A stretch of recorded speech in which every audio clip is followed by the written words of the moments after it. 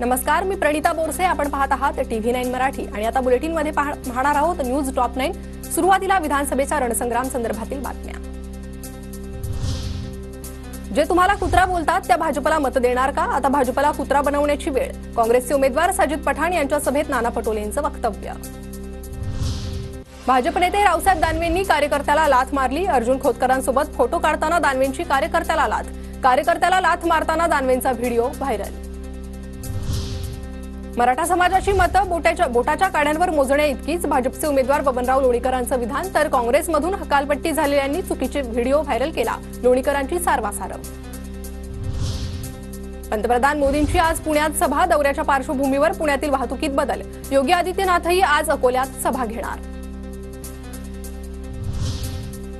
संजय शिरसाटांसह संभाजीनगर पश्चिममधील 3 उमेदवारांना निवडणूक आयोगाची नोटीस. निवडणूक खर्च कमी दाखवल्यानं 24 तासात उत्तर देण्याचे आदेश. वणी हेलिपॅडवर उद्धव ठाकरे मिलिंद नार्वेकरांच्या बॅगांची तपासणी. मोदी शहांसह महायुतीच्या नेत्यांचीही बॅग तपासण्याचं धाडस दाखवा. निवडणूक अधिकाऱ्यांवर उद्धव ठाकरे संतापले. मोदी शहांच्या बॅग येताना नाही जाताना तपासा. मोदी शहा महाराष्ट्र लुटून गुजरातला नेत आहेत. उद्धव ठाकरेंची मोदी शहांवर बॅग तपासण्यावरून टीका. महायुतीच्या नेत्यांकडून पैसे वाटण्यासाठी पोलीस यंत्रणेचा वापर. फक्त विरोधकांच्याच बॅगांची तपासणी का? राऊतांचा सवाल. तुमचे खेळ बंद करा अन्यथा आमचे खेळ सुरू करू. राऊतांचा इशारा.